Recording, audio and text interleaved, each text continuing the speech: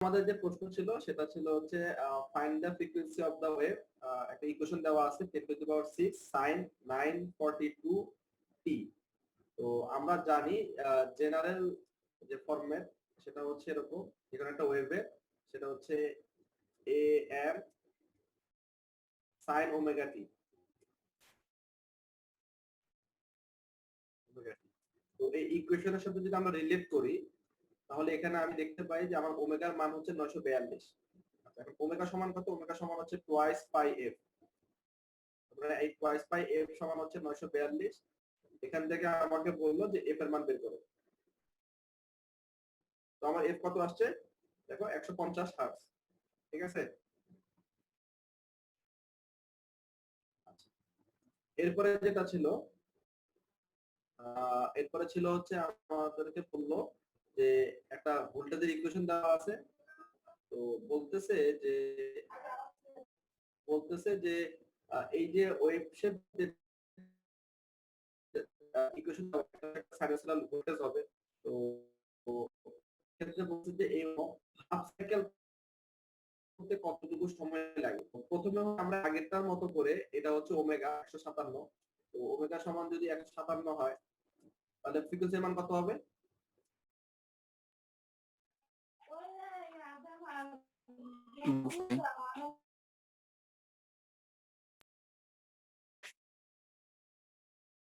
উপায় দিয়ে ভাগ করলে কত হয়?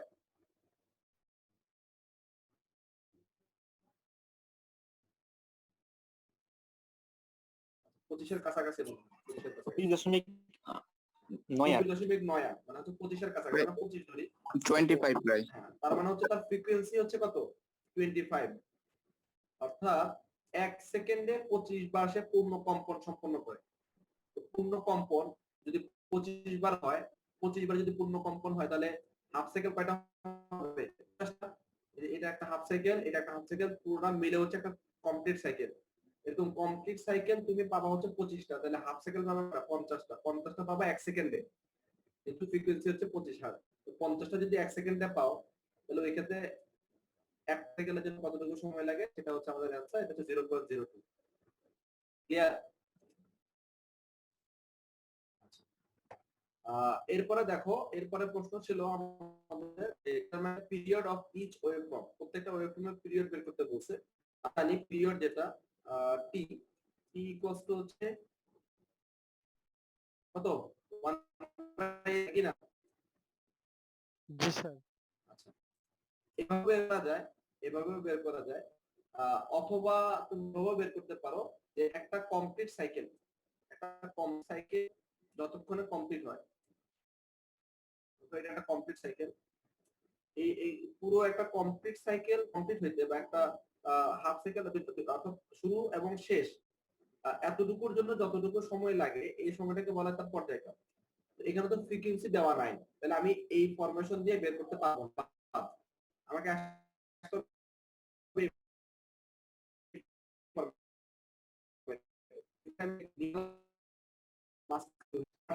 এতটুকুর মধ্যে দেখো আমার কমপ্লিট একটা দুইটা পাঁচটা প্রত্যেকটা বক্সের মান কত? দেখো হরিজন্টালি এক্স অ্যাক্সিস বরাবর, হরিজন্টালি এক্স অ্যাক্সিস বরাবর প্রত্যেকটা ডিভিশন তার মান হচ্ছে 1 মিলি সেকেন্ড। তো তাহলে 1 মিলি সেকেন্ড যদি হয় তাহলে বক্সের মান হবে 8 মিলি সেকেন্ড। এই তোমার দেওয়া হবে। একদম নিটটার জন্য কি 8 মিলি সেকেন্ড করে পর্যায়কাল পাওয়া যায়। কথা বুঝছো?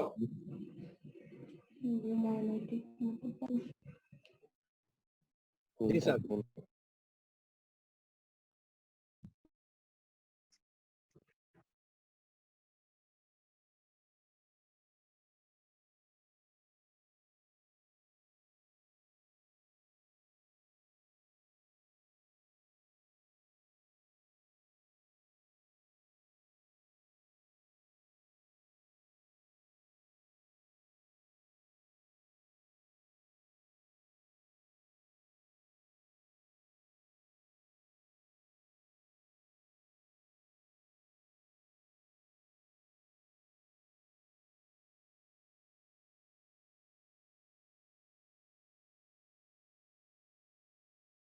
Recording in কিভাবে করা যায়? progress.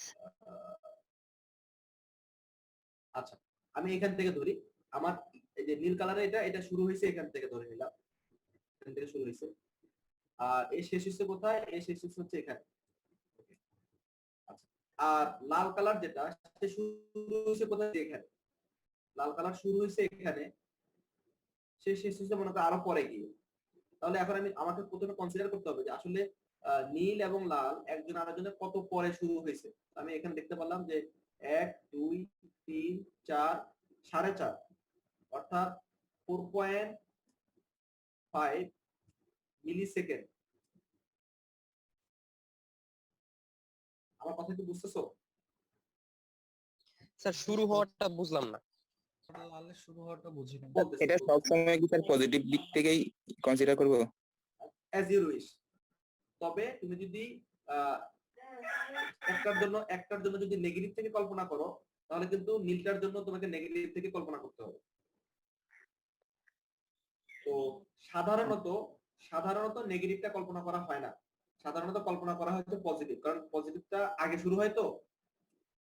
কারণ তুমি যদি নেগেটিভ সাইকেলটা কল্পনা করো অ্যান্সার মিলবে, তবে অপোজিট হবে, উল্টা হবে। এর জন্য সবসময় পজিটিভটা থেকে আমরা আসলে স্টার্টিং শুরু করি। এই জন্য পজিটিভটা থেকে তুমি হিসেব করলে হিসেবটা সহজ হয়। তো এখন দেখো আমার নীল যেটা সে পজিটিভ তার কোথায়? যে এদিকে তো পজিটিভ নেই, এখানে পজিটিভ আছে, এত দূর প্রয়োজন নাই। আমি এখান থেকে পজিটিভ চিন্তা করি। ঠিক আছে, এখান থেকে যদি আমি পজিটিভ চিন্তা করি তাহলে দেখতে পাচ্ছি যে আমার নীল শুরু হয়েছে কোথায়? যে এখান থেকে শুরু হয়েছে। আর আমার নীল যেটা লাল যেটা সে শুরু হয়েছে এখান থেকে। তাহলে আমি দেখতে পাচ্ছি যে আমার নীল লালের আগে শুরু হয়েছে। কতটুকু সময়? দেখো 4.5 মিলি সেকেন্ড। ক্লিয়ার? বুঝতেছো? বুঝতেছি না। স্যার 4 তো 4.5 কেন? আচ্ছা, দেখো এই যে দেখো নীল কালার শুরু হয়েছে এখান থেকে। এই যে এখান সরি নীল কালার শুরু হয়েছে দেখো এই যে এখান থেকে। জি স্যার। আর লাল হচ্ছে এখান থেকে। তাহলে কত হয়? ১, ২, ও ৩, আচ্ছা ৪। লাল লাল হ্যাঁ হ্যাঁ, 4.5 4.5 না, আর একটু বেশি হবে। 4.75 হবে। 4.75 বা 4.5 যেটা বলো না কেন, এত মিলি সেকেন্ড। ঠিক আছে? জি স্যার। এখন আমরা জানি ঐকিক নিয়মের মতো আর কি, যে একটু আগে পিরিয়ড বের করলাম না, পিরিয়ড ছিল কত? 8 মিলি সেকেন্ড না? জি স্যার। 8 মিলি সেকেন্ড মানে কি ছিল? 8 মিলি সেকেন্ড মানে হচ্ছে 360 ডিগ্রি। জি স্যার। 360 ডিগ্রি কিভাবে? এই যে সে শুরু হয়ে পূর্ণ সাইকেল। একদম পূর্ণ কমপ্লিট সাইকেল। তাহলে কমপ্লিট সাইকেল মানে হচ্ছে 60 ডিগ্রি। তো 8 মিলি সেকেন্ডে যদি 360 ডিগ্রি হয় তো 4.75 মিলি সেকেন্ডে কত ডিগ্রি হয় সেটা হচ্ছে আমার এখানে বের করতে হবে। ক্লিয়ার? জি স্যার। তো এটা হ্যাঁ, স্যার 8 মিলি সেকেন্ডটা কোথা থেকে এসছে? 8 মিলি সেকেন্ডে কি বললা? স্যার ওটা কোথা থেকে এসছে 8 মিলি সেকেন্ডটা? 8 মিলি সেকেন্ডটা হচ্ছে তুমি এই ছবি থেকে বের করতে পারবা। এরপর কাল কত? এই যে নীল লাল বা নীলটা দেখো দুটার জন্য একই। এই যে নীলটা এখান থেকে শুরু হয়ে এখানে শেষ হয়েছে, মানে কতটুকু দেখো? এই যে 1, 2, 3, 4, 5, 6, 7, 8। তার মানে দেখো তার পুরো একটা কমপ্লিট সাইকেল হচ্ছে 8 মিলি স্যার বুঝতে পেরেছি। সেকেন্ড। 8 মিলি সেকেন্ড কিন্তু এটার কারণে হয়েছে 8 মিলি সেকেন্ড। ঠিক আছে, আমি যেটা ভুল করছিলাম আর কি, আমি ইয়েস প্রত্যেক ঘরের মান 5 ধরে করে ফেলছিলাম। ইয়েস। এরপরে আসো এখানে বলছে যে determine the RMS value. RMS value কিভাবে বের করতে হবে বলো? স্যার ওই যে রুট দিয়ে ভাগ করতে হয়। আচ্ছা, রুট দিয়ে ভাগ করতে হয় কাকে? পিক ভ্যালুকে। এখানে আমি তো পিক তো খুঁজে পাচ্ছি না, আমি একটু পিক পাচ্ছি। পিক কত? Peak to peak. দেখো কয় বক্স? এই যে 4 একটা ঘর আছে, 4 ঘর। না, এক ঘর, 3 দুই ঘর, তিন ঘর। 3 ঘর। এই যে পিক 3 ঘর। আচ্ছা, এক এক ঘরের মান কত? 10 মিলি ভোল্ট। তাহলে 3 ঘরের মান কত? 30 মিলি ভোল্ট। তো যেহেতু পিক টু পিক বের করছি তাহলে কত দিয়ে ভাগ করতে হবে? 2। 2√2। পিক ভ্যালু থাকলে √2 আর পিক টু পিক থাকলে 2√2। স্যার ও আচ্ছা ইয়ে আরএমএস এর। হ্যাঁ, কত আসে তাহলে?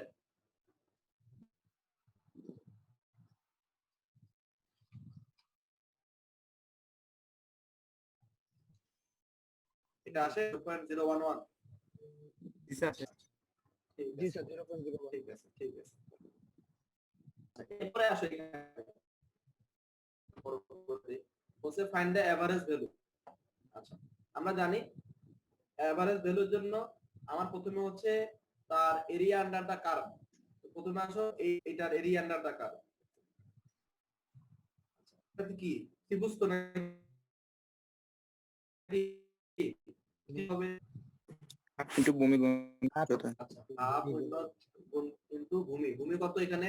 π/2। 5/2 আচ্ছা উচ্চতা কত এখানে? 10 10। 10 তাহলে এটার এরিয়া পেয়ে গেলাম। পজিটিভ এরিয়া পাবা না নেগেটিভ এরিয়া পাবা? Positive positive. Okay fine. এখন আসো এটা হচ্ছে একটা হাফ সাইকেল। হাফ সাইকেলের জন্য এরিয়া কি ছিল? am am divided by 2 am divided by 2। এখন am কত? minus -15 -15 এটা -15 ডিভাইডেড বাই 2। 2 এই ক্ষেত্রে এরিয়া কত এটার ক্ষেত্রে? 7.5 -7 এটা হচ্ছে -5 ইনটু হচ্ছে 25 minus 3π/2 তার মানে কত এখানে? π/4 জি স্যার π/4 না? জি স্যার হ্যাঁ π/4 2 π/2 স্যার। π/2 স্যার 3/2 হবে স্যার 3/2 ডিফারেন্স ও না 5/2 না 2π আর 3π/2 স্যার 5/2 হবে খালি π/2 হবে। আচ্ছা যাই হোক π/2। তো তাহলে দেখো তুমি প্রত্যেকটা এরিয়া পেয়ে গেলা। এই টোটাল এরিয়াকে এখন তুমি যোগ করে জাস্ট 2π দিয়ে ভাগ করে দাও। তাহলে তোমার অ্যানসার চলে আসবে। ঠিক আছে? জি স্যার এরপর আসো এটা এখানে বলছে আমার আরএমএস ভ্যালু বের করার জন্য একটা পিরিয়ডিক ওয়েভফর্ম দেওয়া আছে। এখানে জাস্ট কিছুই না। কি করতে আরএমএস ভ্যালু কিভাবে বের করতে হয় বলো? i square t r² root over summation of i square t divided by হলো root over i² t divided by length of curve। তাহলে মানে হচ্ছে প্রত্যেকটার স্কয়ার নিতে হবে এই তো স্কয়ার। আচ্ছা তাহলে আসো আমরা একটু এটা হিসাব করি কত আসে। যেমন এটা হচ্ছে কত? 3 মানে 3 3 9। তাহলে এতটুকুর জন্য তুমি পাবা হচ্ছে 9 * 2 মানে 18।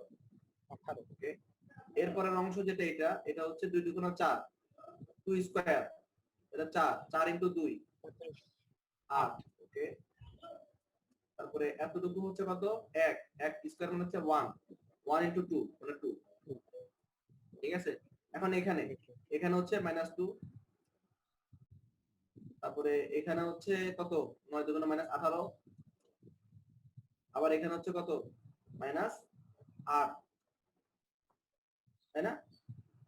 জি স্যার এগুলো স্কয়ার গুলো সব প্লাস হয়ে যাবে আবার হ্যাঁ স্কয়ার। আচ্ছা এগুলো কিন্তু স্কয়ার গুলো কিন্তু প্লাস হয়ে যাবে। তাহলে এখানে কিন্তু সব মাইনাস হবে না, সব কিন্তু প্লাস হবে। হ্যাঁ আমি এটা বলতে চাইছিলাম। না জি স্যার কথা বুঝছো? এগুলো একটাও কিন্তু কি থাকবে না, মাইনাস থাকবে না, সবগুলো প্লাস মাইনাস হবে। থাকবে না কিন্তু স্কয়ার। হ্যাঁ তাহলে কত হয়? 18 18 আর 10 28 28 আর 28 কত? 56 56 তে 12 দিয়ে ভাগ দিয়ে দাও।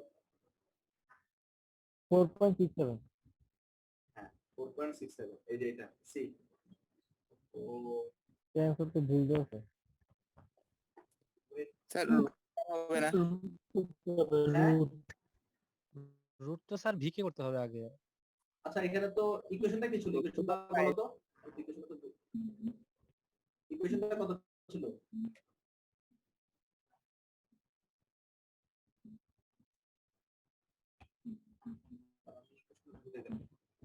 Sir root over I square T divided by capital T এরকম ছিল একটা। তার মানে একটা রুট হবে তো। জি স্যার রুট হবে। আচ্ছা হ্যাঁ রুট হলে কিন্তু আবার উপরের অ্যানসারটা চলে আসবে।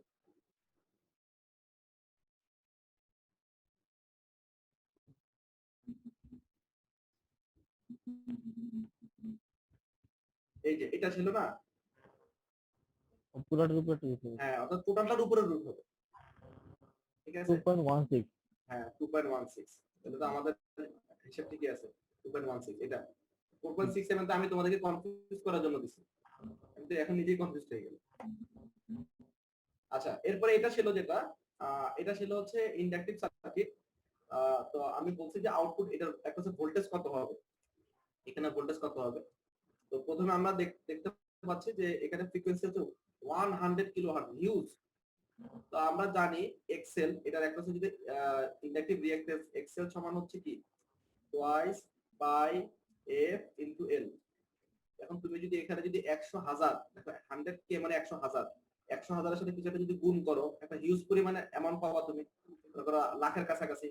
100,000 মানে তো এমনি লাখ, এরপর 2 গুণ করতে হবে 2 লাখ, আবার পাই গুণ করতে হবে 6 লাখ, এরপর আবার এল এর মান যে কোনো একটা এক্স ওয়াই জেড এল 10, তাহলে তো প্রায় 60 লাখ। তো 60 লাখ মানে হচ্ছে প্রায় ইনফিনিটির মতো। তো যেখানে এই রেজিস্ট্যান্সের তুলনায় এই ভোল্টেজটা কি অনেক বেশি। তো যেহেতু এই ভোল্টেজটা অনেক বেশি, তার মানে এটা কি ওপেন সার্কিট। ওপেন সার্কিট অ্যাক্রসে কি হবে, তুমি যা ভোল্টেজ দিবা সব কোথায় ড্রপ করবে ওপেন সার্কিটে, তাই কি না? এটা বুঝো যে যা ভোল্টেজ দিবা সব ওপেন সার্কিটে যে ড্রপ করবে।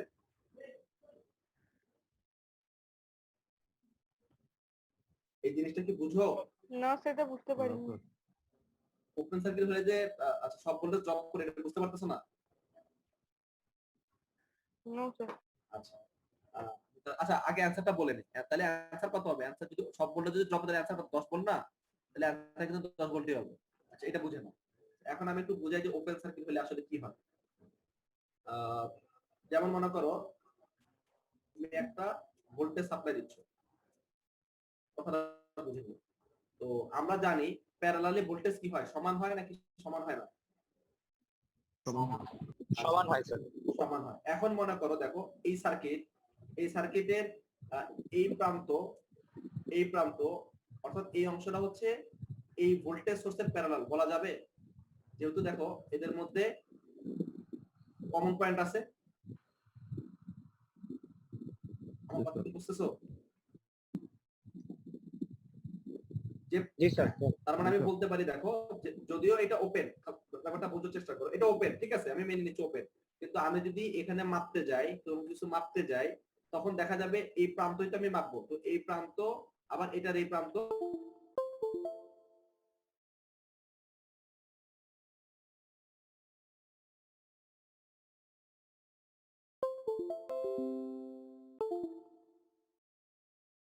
এখন আসো যে আমাদের এখানে তো একটা রেজিস্টার ছিল, আমি তো এটাকে বাদ দিতে পারি না। আমি রেজিস্টার দেই, মনে করো এখানে একটা রেজিস্টার দেই।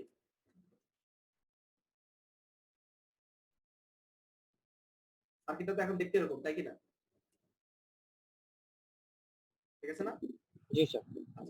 এখন আমি যদি জিজ্ঞাসা করি যে এটা তো ওপেন, এখন আমি বললাম যে এই প্রান্ত তুমি ভোল্টেজ মেজার করবা এই দুই প্রান্তের মধ্যে। এখন আমি বললাম যেহেতু এটা ওপেন সার্কিট তাহলে কোনো কারেন্ট কি ফ্লো করবে? না স্যার। আচ্ছা কারেন্ট যদি ফ্লো না করে কারেন্টের মান কত হবে, আয়ের মান কত হবে? 0। আচ্ছা আয়ের মান 0। আয়ের মান যদি 0 হয় তো এই রেজিস্টারের অ্যাক্রসের ভোল্টেজ ড্রপ কত হবে? 0। ম্যাডাম বুঝতেছেন যিনি প্রশ্ন করছিলেন? Yes sir. আচ্ছা তো এটার ভোল্টেজ যদি 0 হয় তাহলে এখন আমরা তোমরা বলো এই টোটাল ভোল্টেজটা কি আর এখানে কোনো কিছু ড্রপ করবে? না। আচ্ছা ভোল্টেজ যেখানে 0 হয় সেই জায়গাটাকে আমরা কি বলি, শর্ট সার্কিট বলি না? জি স্যার। ভোল্টেজ যেখানে 0 হয় সেটাকে আমরা শর্ট সার্কিট বলি। তাহলে আমি বলতে পারি যে এই লাইনটা আসলে শর্ট সার্কিট। জি স্যার বলা যায়। এটা হচ্ছে মানে বাস্তবে দেখতে রেজিস্টার থাকবে কিন্তু তার ফিজিক্যাল সিগনিফিকেন্সটা হচ্ছে শর্ট সার্কিটের মতো। কথা কি বুঝাতে পারছি? তো এই প্রান্তটা যদি শর্ট সার্কিট হয়, এখন বলো তো এই প্রান্ত আর এই প্রান্ত কি সমান সমান না? আবার এই প্রান্ত কি একই প্রান্ত না? তাহলে আমি বলতে পারি কিনা যে এই পুরো ভোল্টেজ সোর্সটা হচ্ছে এই প্রান্তের প্যারালাল, তাহলে এখানেও সেম পরিমাণ ভোল্টেজ তুমি পাবা। জি স্যার বলা যায়। ম্যাডাম বুঝছেন যেটা প্রশ্ন করছিলেন? ইয়েস স্যার বুঝতে পেরেছি। আচ্ছা ঠিক আছে, এটা তো ভালো। আচ্ছা এরপরে কোশ্চেন দেখো, এরপরে কোশ্চেন আমাদেরকে বলা হয়েছে যে কারেন্ট থ্রো একটা ইন্ডাক্টরের মান দেওয়া আছে 0.1 হেনরি, বলছে find the sinusoidal expression of the voltage across the coil. একটা কারেন্টের মান দেওয়া আছে। তো প্রথম বিষয় হচ্ছে যে কিভাবে এটা সমাধান করব। সমাধান করার ওয়ে হচ্ছে আমি এখানে ওমেগা জানি কত 377, তো আমি জানি এক্সেল লাগবে আমার। এক্সেল কেন এক্সেল লাগবে? কারণ আমাকে বলে দিছে এটা হচ্ছে একটা ইন্ডাকটিভ সার্কিট। কিভাবে বুঝলাম? এই যে 1 হেনরি কয়েল, তাহলে এটা একটা ইন্ডাকটিভ সার্কিট, এবং ইন্ডাকটিভ সার্কিটের ক্ষেত্রে ইন্ডাকটিভ রিঅ্যাকট্যান্স এর মান কি এক্সএল। আচ্ছা এক্সএল সমান কত? এক্সএল সমান হচ্ছে ওমেগা ইনটু এল। Okay fine. ওমেগা কত এখানে? 377। আচ্ছা তো এল এর মান কত এখানে? 0.1। 0.1 তাহলে গুণ করলে কত পাবা? 37.7। 37.7 পাইলাম। এটা হচ্ছে এক্সএল। তো এক্সএল এর মান তুমি পাইলা। এটা হচ্ছে কি আইএল 10। তাহলে তুমি এখান থেকে কি ভিএল পাবা না? তাহলে ভিএল সমান কত হবে? ভিএল সমান হবে এই 37.7 এর লগে এই আইএল গুণ করে দিতে হবে। আমরা জানি ভিএল সমান হচ্ছে আইএল ইনটু এক্সএল। তাহলে গুণ করলে কত হবে? 377।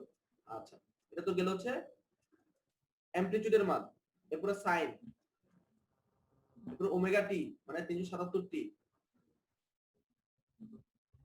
আচ্ছা এরপরেই শেষ না। এরপরে হচ্ছে আমরা জানি যদি এটা একটা ইন্ডাকটিভ সার্কিট, তো ইন্ডাকটিভ সার্কিটের ক্ষেত্রে ভোল্টেজ কারেন্টের সাথে কি 90 ডিগ্রি লিডিং না ল্যাগিং? লিডিং স্যার, লিডিং আচ্ছা লিডিং। এখানে কারেন্টের অ্যাঙ্গেল কত? 0 তাহলে ভোল্টেজের অ্যাঙ্গেল কত হবে? Plus plus 90। এটা একটা। আবার হচ্ছে দেখো ভোল্টেজের অ্যাঙ্গেল আমি এখানে লিখছি -270। -270 যা আমি যদি ছবি এঁকে দেখাই তোমাদেরকে, এটা হচ্ছে আমার জিরো পজিশন, এটা 180, এটা 270, এটা হচ্ছে 360। আচ্ছা আমি প্রথমে বললাম প্লাস 90। প্লাস 90 মানে কি? এখান থেকে এন্টি ক্লকওয়াইজ যাবে, তাহলে এটা হচ্ছে প্লাস 90। আবার বললাম -270। -270 মানে কি? এখান থেকে ক্লকওয়াইজ যাবে কত ডিগ্রি? 270। তার মানে এই পজিশনে।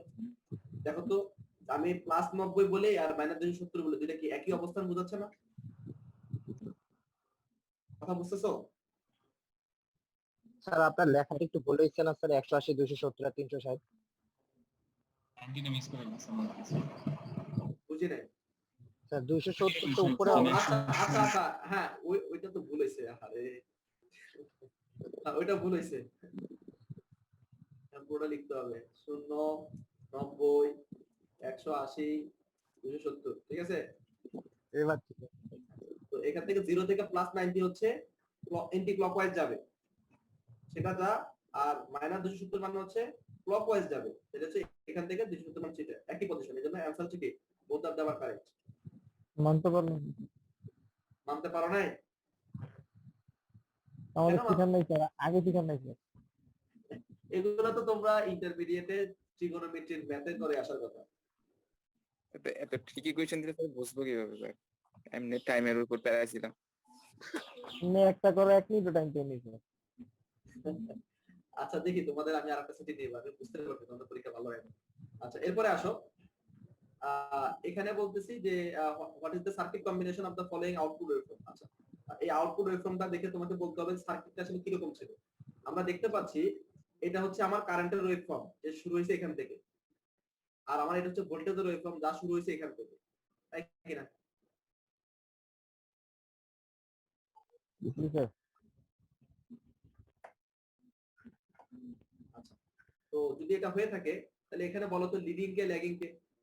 লিডিং হচ্ছে কারেন্ট কারেন্ট লিডিং। আচ্ছা কারেন্ট কতটুকু লিডিং? 90 degree 90 degree.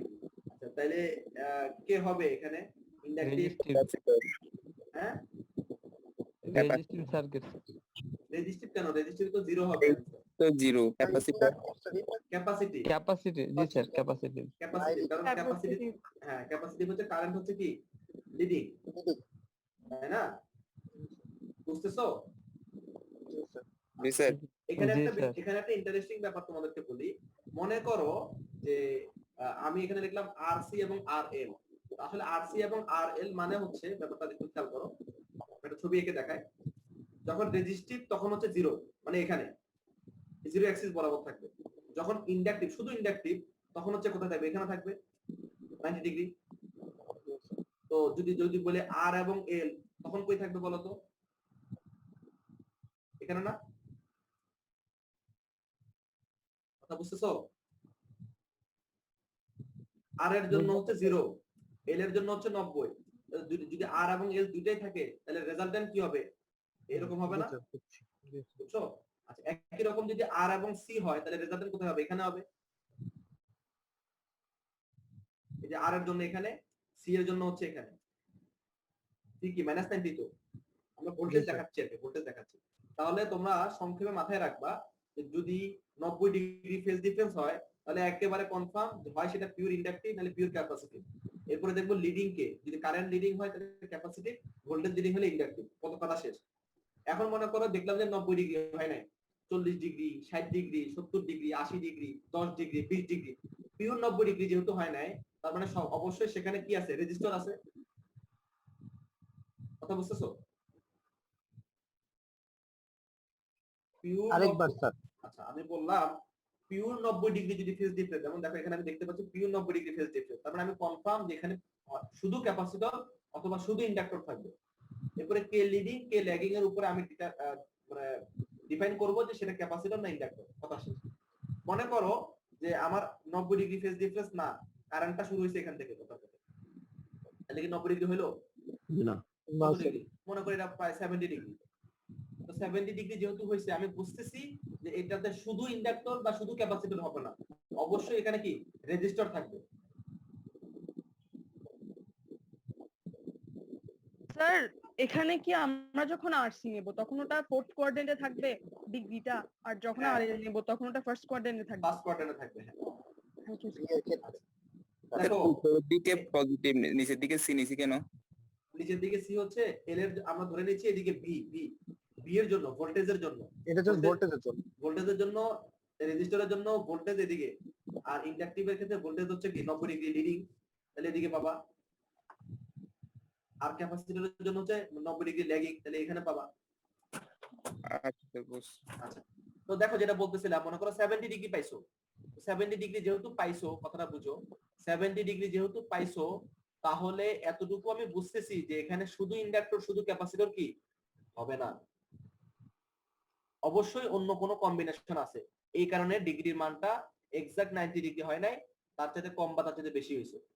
কথা বুঝছো? জি স্যার। এটা গেল। এরপরে আসো, এটা তো সরাসরি অঙ্ক, আয়ের মান দেওয়া আছে, টি এর মান দেওয়া আছে, বলছে যে আয়ের মান বের করতে হবে।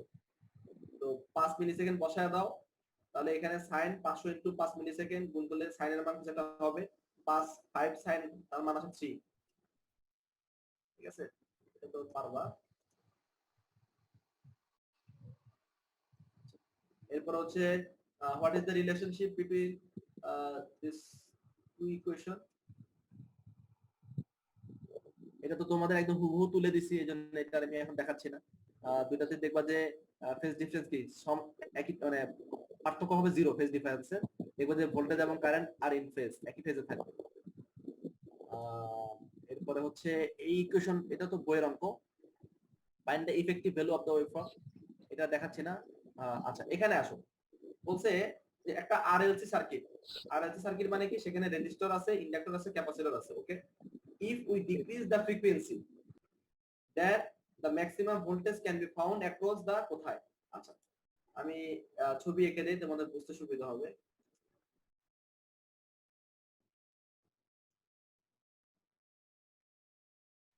এটা আর, এটা এল, এটা সি। আচ্ছা এখন আমাকে তোমরা বলো, যখন ফ্রিকোয়েন্সির মান ম্যাক্সিমাম, ফ্রিকোয়েন্সি যখন ম্যাক্সিমাম হয় তখন রেজিস্ট্যান্সের কি কোনো মানের পরিবর্তন হয়? জি স্যার। মানে রেজিস্ট্যান্স হয় না স্যার। রেজিস্ট্যান্স হয় না, কোথায় হয়? ইন্ডাকটিভ রিঅ্যাকট্যান্সে হয়, ইন্ডাকটিভ রিঅ্যাকট্যান্সে হয়, ইন্ডাকটিভ রিঅ্যাকট্যান্স, তাই কি না? আচ্ছা তো ইন্ডাকটিভ রিঅ্যাকট্যান্সে যদি হয় তাহলে ইন্ডাকটিভ রিঅ্যাকট্যান্সের মান বাড়বে না কমবে? বাড়বে স্যার। বাড়বে। ওকে, আর ক্যাপাসিটিভ রিঅ্যাকট্যান্সের মান বাড়বে না কমবে? কমবে।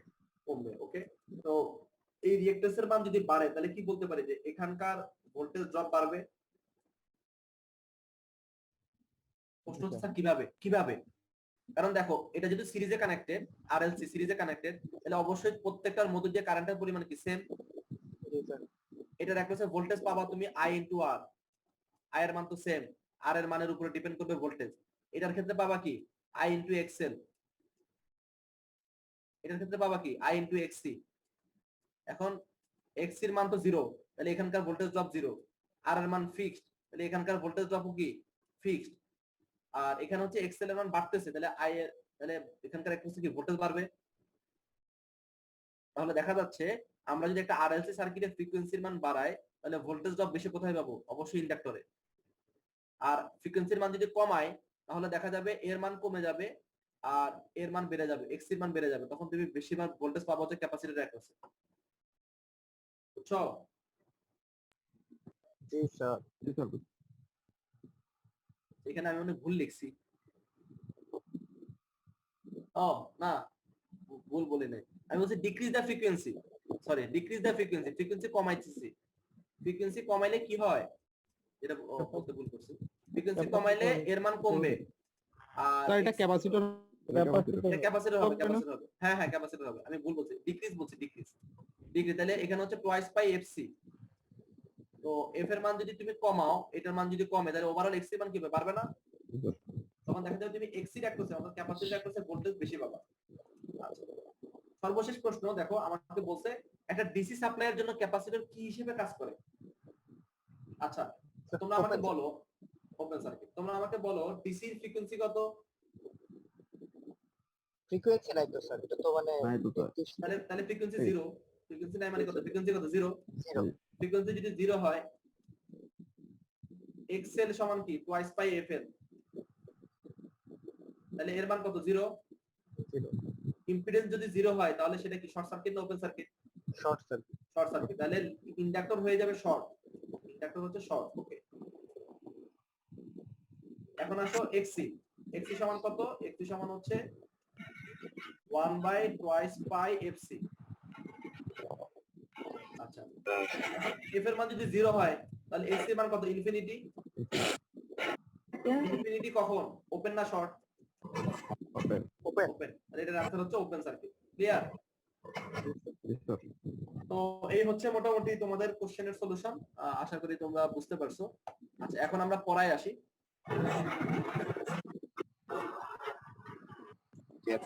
পড়াই নেই। আচ্ছা, পড়া আজকে বেশি কিছু না, একটা দেখো দেখে বুঝতে পারছো, 3টা মাত্র স্লাইড, 3টা স্লাইডের মধ্যে একটা হচ্ছে ইন্ট্রো, একটা হচ্ছে থ্যাংক ইউ, তাহলে মাঝখানে একটাই স্লাইড, এবং দেখা যাচ্ছে স্লাইডে কিছু লেখাও নাই।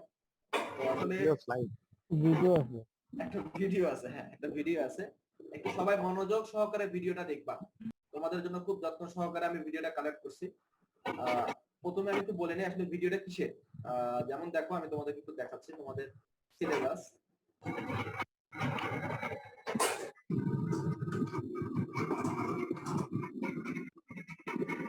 দেখো তোমাদের সিলেবাসের মোটামুটি আমাদের ভাই অফ করো, মাইক্রোফোন অফ করো প্রান্ত।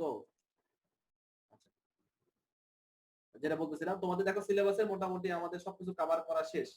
আমরা ইলেকট্রিক্যাল ইউনিট স্ট্যান্ডার্ড পড়ছি, সার্কিট ল পড়ছি, কারশফের ল, ভোল্টেজ ল, কারেন্ট ল পড়ছি, তারপর হচ্ছে সার্কিট সলিউশন পড়ছি, series, parallel, Y transformation, mesh current, network থিওরেমের মধ্যে পড়ছি সুপারপজিশন, থেভেনিন, নর্টন, তারপর current source, equivalent voltage source. আচ্ছা, এরপর অল্টারনেটিং কারেন্টের মধ্যে ইনস্ট্যান্টেনিয়াস ভোল্টেজ, যেটা তোমরা পরীক্ষা দিয়ে ফেলছো সেটা পড়ছি, পাওয়ার পড়ছি, আরএমএস এভারেজ ভ্যালু পড়ছি, এসি কোয়ান্টিটি এটা পড়ছি, ফেজর অ্যালজেব্রা যেটা এসি সার্কিট অ্যানালাইসিসের জন্য, এটা সম্পর্কে টুকটাক একটা ম্যাথ দেখছি, আমরা একটা ম্যাথ দেখছি এবং তোমাদেরকে বলছি যে সিরিজ প্যারালাল সার্কিট যদি হয় তোমরা সমাধান করতে পারবা কিনা, তোমরা বলছো পারবা। এটা লাগবে না vector diagram, single phase series and parallel circuit. আচ্ছা দেখি নেক্সট সপ্তাহে একটা ক্লাস নেব এটার উপরে, আজকে আর এটা নিয়ে আলোচনা করব না। আজকে একটা জিনিস দেখাবো, সেটা হচ্ছে DC generation, DC supply, principal, operation, classification, characteristics. তো এত ডিটেইলসে আমি যাব না, যেহেতু আমরা ডিসি নিয়ে মোটামুটি পড়াশোনা শুরুর দিকে করেছিলাম, সেখানে অনেক কথাবার্তা বলেছি। আজকে শুধু আমি তোমাদেরকে দেখাবো যে ডিসি কিভাবে জেনারেট করা যায়। তো ডিসি যদি জেনারেট করতে হয়, ডিসি সাপ্লাই, তোমরা আমাকে বলো আমার তাহলে কি একটা যন্ত্র লাগবে, কি যন্ত্র লাগবে? ডিসি পাওয়ার জেনারেটর লাগবে। ওকে ফাইন, ওকে জেনারেটর লাগবে। তো জেনারেটর তো অনেক রকমের হতে পারে, এখন আমি কি ধরনের আউটপুট চাচ্ছি, এসি না ডিসি? ডিসি। ডিসি। তো ডিসি যদি চাই তাহলে ডিসি জেনারেটর লাগবে না এসি জেনারেটর লাগবে? DC generator. DC generator basic principal সম্পর্কে তোমাদের আইডিয়া আছে? জি স্যার, খুব ভালো, খুব ভালো, খুব ভালো না স্যার, আছে। আচ্ছা, তো যাই হোক আমি তোমাদেরকে একটা ভিডিও দেখাবো। আমি আশা করি যে ভিডিওটা দেখার পরে তোমাদের ডিসি জেনারেটর সম্পর্কে একেবারে ক্লিয়ার কনসেপ্ট তৈরি চলে আসবে। তাহলে আমরা কি ভিডিওটা দেখবো? জি স্যার, অবশ্যই। আচ্ছা, আমি সাউন্ডও বাড়াই দিচ্ছি, তোমরা ভিডিওটা দেখতে থাকো।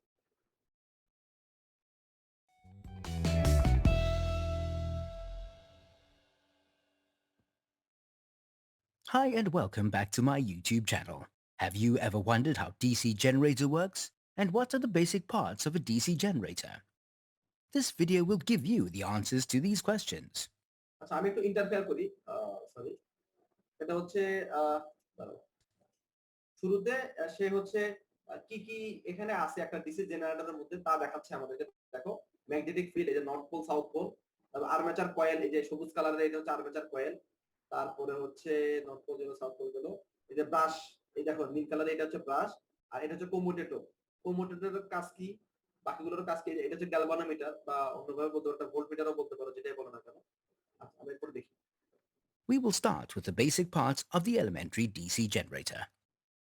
As you can see, the configuration of DC generator is pretty simple. The stator is a fixed part of the DC generator. The stator consists ভিডিওর সাউন্ড শোনা যাচ্ছে? জি স্যার, শোনা জি স্যার, যায়। ক্লিয়ার। ওকে ওকে ওকে ওকে, ঠিক আছে ঠিক আছে, clear. of permanent magnets, 2 of them north and south poles, which is placed to fit around the rotor. The main function of the stator is to provide the magnetic fields through which the rotor or armature coil is rotated. Armature loop are generally placed in slots of armature core. The armature coil is formed by connecting several loops in the series. Armature winding is formed by connecting several coils in series. The armature loop cuts the magnetic field, due to which an electromotive force, EMF, is induced in it. The split ring is a movable device used for reversing the polarity of the current. It's made of copper. The ring is divided through the middle into 2 parts. We must use the split ring to achieve single direction of current. The brushes are made of carbon. These are rectangular block-shaped. The only function of these carbon brushes of DC generator is to collect current from commutator segments. A galvanometer is an analog electromechanical actuator that produces a rotary deflection of some type of pointer in response to electric current. So how does the DC generator work? Firstly, we don't want that current direction to change. We want it to remain the same at all times. Let's say in this direction. So, how do we do that? Now, to make sure that the current direction remains the same, what we require is that these brushes constantly keep changing contacts between these wires for each half of rotation. So if the current flows in this way, in this position, this brush must be connected to this wire. So current flows like this and comes out. But when the coil rotates, you can see that when the coil comes to this position, the direction of the current changes. If we want to keep the current in the same direction, we must this brush to be in আচ্ছা, তোমরা কি ভিডিওর কথা বুঝতেছো নাকি আমি আবার মাঝখানে মাঝখানে ইন্টারফেয়ার করে কথা বলা লাগবে? আপনি একটু বললে ভালো হতো। আচ্ছা, আমি তাহলে একটু বলে দিচ্ছি, তাহলে তোমাদের জন্য বুঝতে সুবিধা হবে। তাহলে আমি একটু শুরুতে যাচ্ছি। শুরুতে এখানে আচ্ছা, প্রথমে একটু ভালো করে বুঝে নাও যে যে কোনো একটা বিষয় বুঝার আগে এটা জানা দরকার যে আসলে আমার কেন আমি ওই বিষয়টা পড়তেছি। আচ্ছা, তো যেমন আমি জেনারেটর সম্পর্কে বললাম, তো আমার জেনারেটর আসলে পড়তেছি কেন, যে জেনারেটরের কাজ হচ্ছে জেনারেট করবে। কি জেনারেট করবে? মনে করো ভোল্টেজ জেনারেট করবে বা পাওয়ার জেনারেট করবে। তো তার মানে আমি বুঝতেছি যে জেনারেটর থেকে আমি কি পাবো? একটা আউটপুট পাবো। আউটপুটটা কি হবে? একটা ভোল্টেজ হবে কিনা? কথা বুঝতেছো? জি স্যার। আচ্ছা, অন্যদিকে একটা মোটর, নরমালি ছোটবেলায় আমরা মোটর ব্যবহার করছি, অনেকে পাখা বানাইছি, এই বানাইছি, সে বানাইছে। মোটরে কি হয় যে আমি একটা ব্যাটারি কানেক্ট করে ভোল্টেজ দেই, ভোল্টেজ দিলে মোটরটা ঘোরা শুরু করে। আর এই জায়গার মধ্যে জেনারেটরের মধ্যে আমি ঘুরায় সেখান থেকে ভোল্টেজ বের করি। তাহলে আউটপুট রেজাল্ট কি দুইটার জন্য দুই রকম না? জি স্যার, অপোজিট। এই দুইটা জিনিস ছাড়া পুরো একটা জেনারেটর এবং একটা মোটরের পুরো কনস্ট্রাকশন হচ্ছে same to same construction. Just পার্থক্য হচ্ছে একটাতে তুমি ভোল্টেজ পাবা রোটেশন করাইলে, আর একটাতে ভোল্টেজ দিলে রোটেশন করবে। কথা বুঝছো? জি স্যার। আচ্ছা, এখন প্রশ্ন হচ্ছে যে রোটেশন করাইলে ভোল্টেজ পাবো, স্যার কেন পাবো, কিভাবে পাবো, এইটার ব্যাখ্যা করার, এটা যদি বুঝো তাহলে বুঝতে পারবে তার কনস্ট্রাকশনটা কেন এরকম। আমি তো প্রশ্নই করতে পারি স্যার এখানে তো কনস্ট্রাকশন বলে যাচ্ছে কিন্তু কনস্ট্রাকশনে এরকম কেন, এর কারণ হচ্ছে আমার দরকার হচ্ছে ভোল্টেজ। আচ্ছা আমি একটু লিখে দেই তাহলে বুঝতে সুবিধা হবে তোমাদের।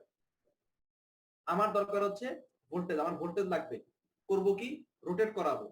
রোটেট কেন করাবো, মনে করো আমি রোটেট করাবো না, আচ্ছা তো ভোল্টেজ লাগবে। আমরা জানি একটা কন্ডাক্টর কারেন্ট ক্যারিং একটা কন্ডাক্টর, কারেন্ট ভালো করে বুঝো, একটা কারেন্ট ক্যারিং কন্ডাক্টর যদি একটা ম্যাগনেটিক ফিল্ডের মাঝখানে থাকে, একটা কারেন্ট ক্যারিং কন্ডাক্টর যদি একটা ম্যাগনেটিক ফিল্ডের মাঝখানে থাকে, তাহলে সেই কন্ডাক্টরের ভিতর দিয়ে কারেন্ট প্রবাহিত হয়।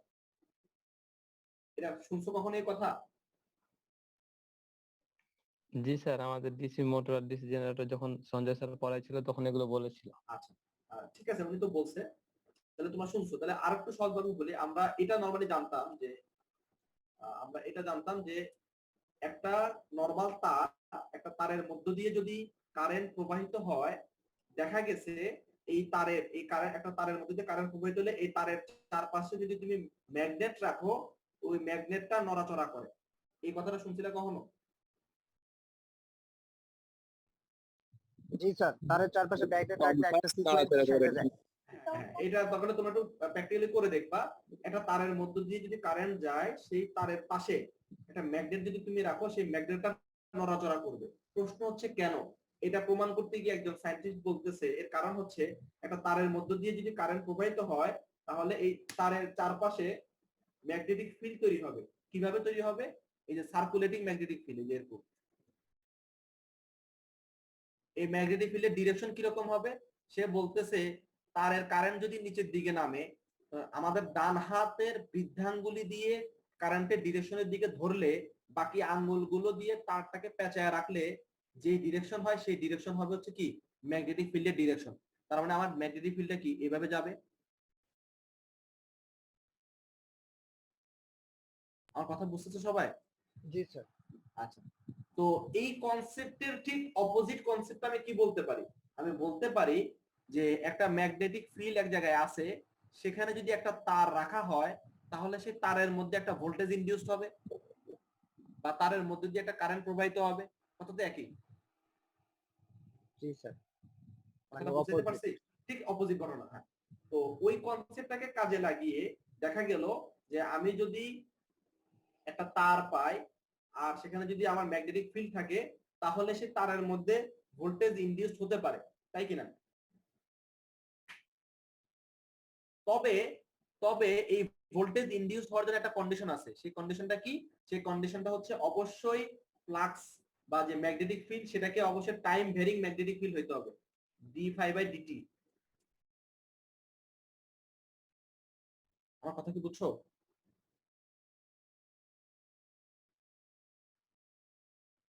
এই কথাটা বুঝছো যেটা বললাম এখন? জি স্যার।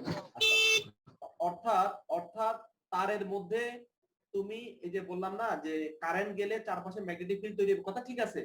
আবার বললাম ম্যাগনেটিক ফিল্ডের মাঝখানে তার রাখলে তারের মধ্যে ভোল্টেজ ইনডিউসড হবে, কথা ঠিক আছে। তবে কন্ডিশন হচ্ছে অবশ্যই সেই ভোল্টেজটা ইনডিউস তখন হবে যখন ম্যাগনেটিক ফ্লাক্স কাট, মানে ম্যাগনেটিক ফ্লাক্স যেটা আছে এটা তারের মধ্যে সময়ের পার্সপেক্টিভে বিভিন্ন রকম ভাবে কাট করবে। সবসময় যদি একই হারে কাট করে, তাহলে d∅dt এর মান 0, তাহলে তুমি সেই তারের মধ্যে কোনো ভোল্টেজ পাবা না। অবশ্যই একটা টাইম ভ্যারিং ম্যাগনেটিক ফ্লাক্স কাট করা লাগবে। এটা বুঝছো কিনা? আচ্ছা, এখন কথা হচ্ছে, মনে করো এই চুম্বক তো ফিক্সড, এই চুম্বক যদি ফিক্সড হয় তাহলে এই ম্যাগনেটিক ফ্লাক্সও কি ফিক্সড না? এটা কি ভ্যারি করবে? এটা কিন্তু ভ্যারি করবে না।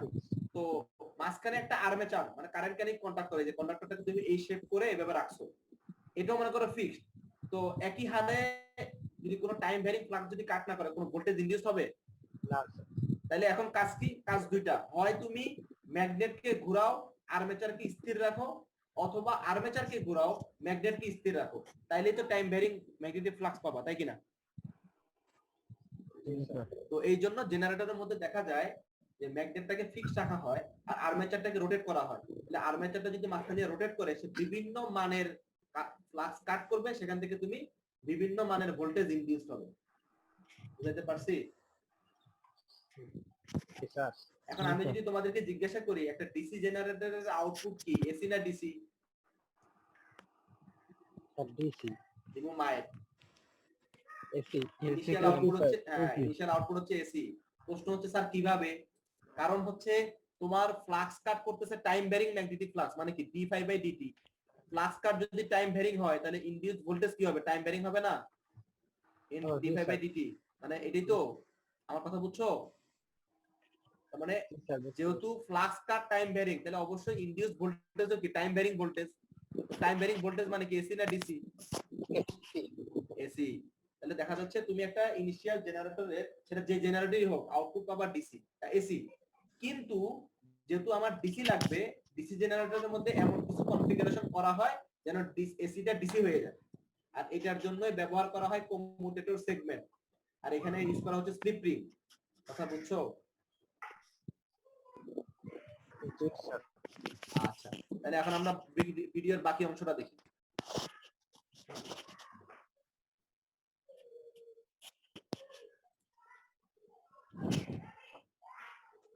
স্যার ওই আর্মেচারকে অল টাইম রোটেশনে কিভাবে রাখা হয়? আর্মেচারটাকে আচ্ছা প্র্যাকটিক্যালি যখন হচ্ছে তোমার জেনারেটর ইউজ করা হয় না, তুমি দেখবা ওই রোটরটাকে ঘোরানো হয়, রোটরকে ঘোরানো হয়। সেটা হাত দিয়ে ইনিশিয়াল রোটেশনটা দেওয়া হয়, অথবা যেমন বড় বড় যে হাইড্রোইলেকট্রিক পাওয়ার প্ল্যান্ট, সেই হাইড্রোইলেকট্রিক পাওয়ার প্ল্যান্টের মধ্যে রোটরটাকে ঘোরানো হয়, পানিকে অনেক উপরে নিয়ে যাওয়া হয়, এরপরে পানিটাকে ছেড়ে দেওয়া হয়। এই পানির ফ্লো যতক্ষণ রোটরের মাঝখান দিয়ে যায় ততক্ষণ রোটরটাকে ঘোরায়। এই যে আমি ছবি এঁকে দেখাচ্ছি, তাহলে তুমি বুঝতে পারবে। এটা অনেক ভাবে করা যায়। যেমন মনে করো এটা একটা জায়গা, এই জায়গার মধ্যে ড্যাম তৈরি করছে, ড্যাম তৈরি করছে, এতটুকু উঁচা মনে করো পানি, এটা সব পানি। তো এইখানে হচ্ছে ছোট্ট করে জেনারেটর রাখা আছে এই জায়গায়। তো এখান থেকে কি করা হয়, একটা নলটা ছেড়ে দেওয়া হয়, বা যে আটকানোর যে ইয়াটা, এটা খুলে দেওয়া হয়। এটা খুলে দিলে দেখা যায় এখান থেকে পানি পড়ে, এই পানিটা আবার এখান দিয়ে আসে, এখান দিয়ে আসলে এই রোটরের মধ্য দিয়ে ফ্লো করে। তো রোটরে তো পাখা থাকে, সে পাখার মধ্যে দিয়ে যখন পানি যায় তখন রোটরটাকে সে ঘোরায়। আর একটা হচ্ছে তাপ বিদ্যুৎ কেন্দ্র, আমাদের ক্যাম্পাসের পাশে তাপ বিদ্যুৎ কেন্দ্রের মধ্যে এই রোটেশনটা করানো হয় স্টিম দিয়ে, গরম ভাপ দিয়ে রোটরটাকে ঘোরানো হয়। অর্থাৎ তারপরে কয়লা বিদ্যুৎ কেন্দ্রের মধ্যে কি করা হয়, কয়লা বিদ্যুৎ কেন্দ্রে কয়লাটাকে দিয়ে পানিটাকে গরম করে স্টিম বানানো হয়।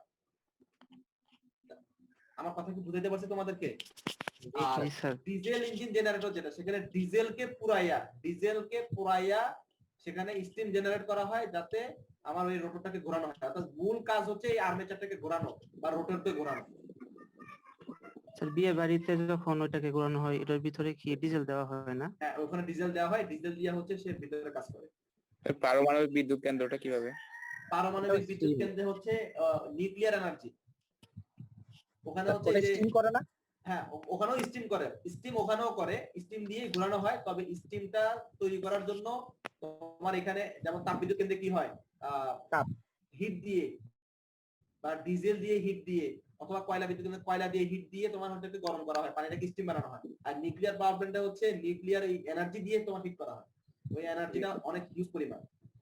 আচ্ছা, দেখ আমরা ভিডিও দেখি, ভিডিওটা শেষ করি। Firstly, we don't want that current direction to change.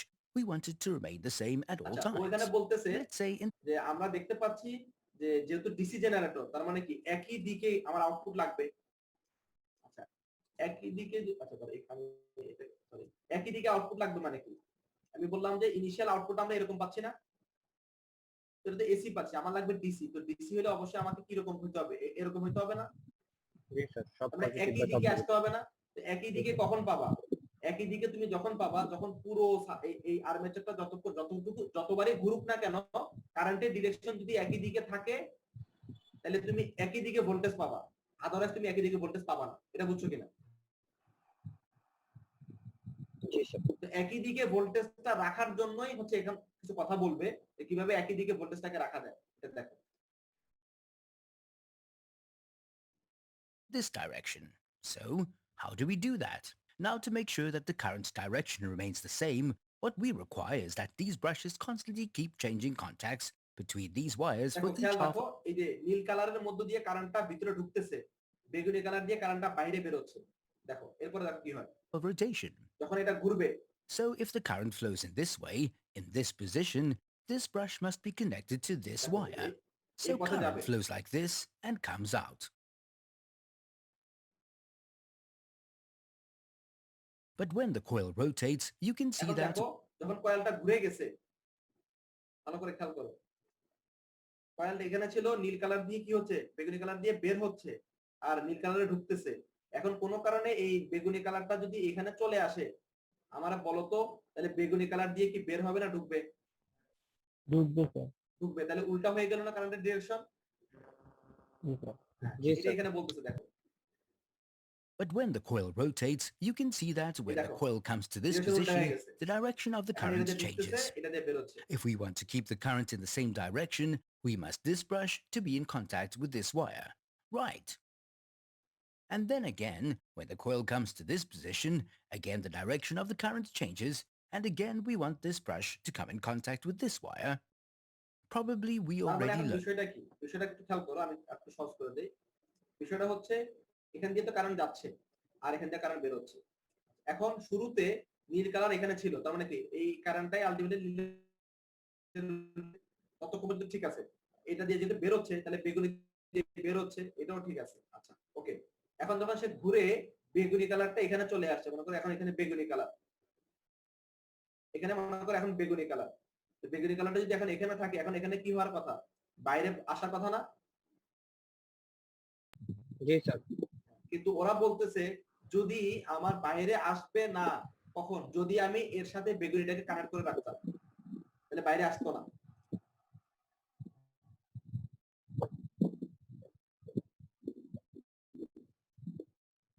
দেখো বেগুনিটাকে যদি আমি কানেক্ট করে রাখতাম তাহলে বাইরে আসতো না, বরং এই কারেন্টটাই বেগুনিটার মধ্য দিয়ে যেত। এই কথাটাই বলতেছে। আচ্ছা When the coil comes to আবার this একই রকম position, নীলের again ক্ষেত্রেও, the direction of the যেহেতু নীলের মধ্যে দিয়ে এখন বাইরে যাওয়ার কথা ছিল, যদি কানেক্ট করে রাখতাম তাহলে এর বাইরে আসতো না, বরং এখান দিয়ে কারেন্টটা ফ্লো করতো। কথা বুঝছো? current changes, and again we want this brush to come in contact with this wire. Probably we already learned that. For every half rotation, we তাহলে must দেখা change যাচ্ছে contacts এই অবস্থায় between যদি brushes. কানেকশন না থাকে, প্রত্যেক half cycle পর পরই কি আমার কারেন্টের ডিরেকশন চেঞ্জ হয়ে যাবে। তো হাফ সাইকেল পর পর কারেন্টের ডিরেকশন চেঞ্জ হওয়ার কারণে কিন্তু সাইনুসয়েডাল ওয়েভটা পাইছি। And wires. But how do we make this এটাকে process automatic কিভাবে happen করা যায়? automatically? We can automate this process যদি by আমরা adding split ring split add করি। rings.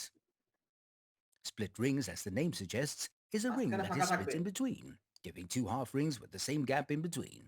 Now let's see how the split rings automatically change এখন contact for প্রশ্ন every হচ্ছে half a split rotation. Ring রাখলে কেন কারেন্টের ডিরেকশন পরিবর্তন হয় না সেটা দেখাবে, ভালো করে দেখো।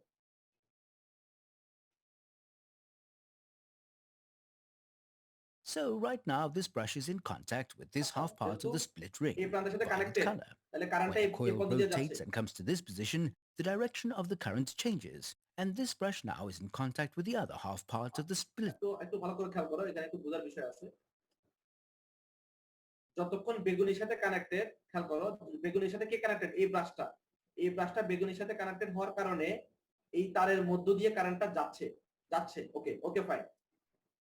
এখানে গেল, দেখো এখনো বেগুনির সাথে কানেক্টেড এই তারটা, এই জন্য বেগুনির মধ্যে দিয়ে কারেন্টটা যাচ্ছে। যখনই সরি নীলের, যখনই বেগুনির সাথে কানেক্ট হয়ে গেছে এই তারটা, অবশ্যই তখন এই বেগুনির মধ্য দিয়ে কি যাবে না? জি sir.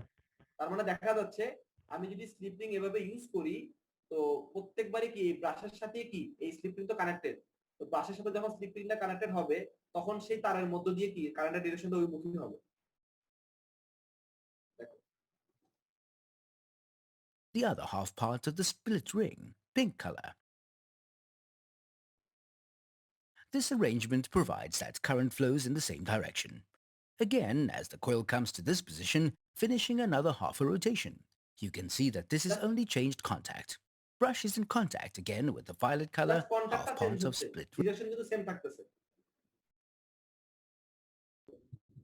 The current only flows in one direction. Brushes that we call laters. The working principle of এখন DC 1 2 3 generator দেখো is how can we determine the direction of the current, magnetic field and আর force. 2 minute আছে To video। determine all this, we must use Fleming's right-hand rule.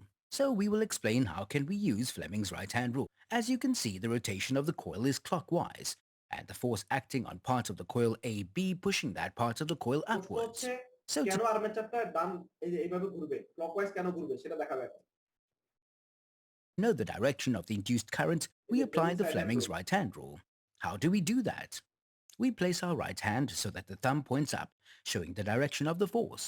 The index finger or the finger pointing in direction of the magnetic field from north to south pole, and middle finger will point in the direction of the induced current, which is in our case from A to B. Similarly, to find the induced current in a part of the coil CD, we again use Fleming's right-hand rule. So the rotation of the coil is clockwise and the force acting on part of the coil CD pushing that part of the coil downwards. The thumb points down, এটা বুঝছো indicating the সবাই direct. কেন এই পাশের force উপরের দিকে আর কেন এই পাশের ফোর্স নিচের দিকে কাজ করে? জি স্যার। জি স্যার। আচ্ছা ঠিক আছে এরপরে দেখো। Direction of the force, indexed finger or for the finger pointing in direction of the magnetic field from north to south, and the middle finger will point in the direction of the induced current, which is in this case from C to D. So to conclude, the induced current follows the path ABCD of the coil. The effect of the split ring commutator in DC generators is to ensure that the induced তাহলে EMF দেখা is যাচ্ছে always in কারেন্টের one case যদি direction. তুমি একই দিকে পাচ্ছ তাহলে নিচের দিকের পোরশনটা আর আসবে না নেগেটিভ কোনো কি নেগেটিভ ভোল্টেজ বা নেগেটিভ কারেন্ট তুমি পাবা না সব পজিটিভই পাবা কিন্তু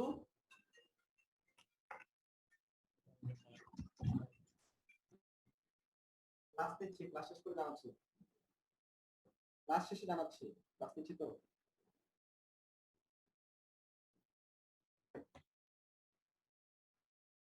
আচ্ছা যেটা বলতেছিলাম যে নেগেটিভ দিকে তুমি পাবা না কিন্তু টাইম ভ্যারিং পাবা দেখো টাইম ভ্যারিং কেন কারণ এই যে আর্মেচার তো বারবার ঘুরতেছে তো বারবার ঘুরলে বারবার বিভিন্ন মানের ফ্লাক্স সেখানে কাট করবে এইজন্য তুমি ভ্যালুটা পাবো টাইম ভ্যারিং যত স্পিডে ঘুরাইতে পারবা দেখো যত স্পিডে তুমি ঘুরাইতে পারবা We can see that in this graph. বেশি কি ভোল্টেজ তুমি জেনারেট করতে পারবে দেখো স্পিড যত স্পিডে ঘুরবে তত বেশি পরিমাণে ভোল্টেজ জেনারেট হবে একই রকম তুমি যদি উল্টা দিকে ঘোরাও আরো বেশি ঘুরালে আরো বেশি তুমি যদি উল্টা দিকে ঘোরাও তাহলে উল্টা দিকে ভোল্টেজ পাবা দেখো নেগেটিভ ভোল্টেজ পাবা এটা হচ্ছে কি এই ঘটনাটা ঘরে হচ্ছে মোটরে এই ঘটনাটা কি মোটরে ঘরে তো এই হচ্ছে মোটামুটি আলোচনা সবাই বুঝছো জেনারেটর কিভাবে কাজ করে জি স্যার। আচ্ছা তো আসলে কেন তোমাদেরকে এটা দেখাই লাগবে কারণ হচ্ছে আমাদের মূল টার্গেট হচ্ছে ডিসি জেনারেট করা তো ডিসি জেনারেশন একটা পোরশন এখানে তোমাদের সিলেবাসে ছিল বুঝাই তোমাদেরকে দেখাইলাম নাহলে আমি দেখাইতাম না এই হচ্ছে মোটামুটি আজকের পড়াশোনা আজকে এতটুকুই আমরা হচ্ছে নেক্সট ক্লাসে ওই গত ক্লাসে তোমাদের একটা ম্যাথ দেখাইছিলাম ওই ম্যাথ রিলেটেড আরো কিছু ম্যাথ তোমাদেরকে আমি করাবো বা কিছু ম্যাথ আলোচনা করব আর একটা ক্লাসই নিব সেটা আগামী উইকে এই পর্যন্ত আল্লাহ হাফেজ সবাই ভালো থাকবা আসসালামু আলাইকুম। Recording stopped.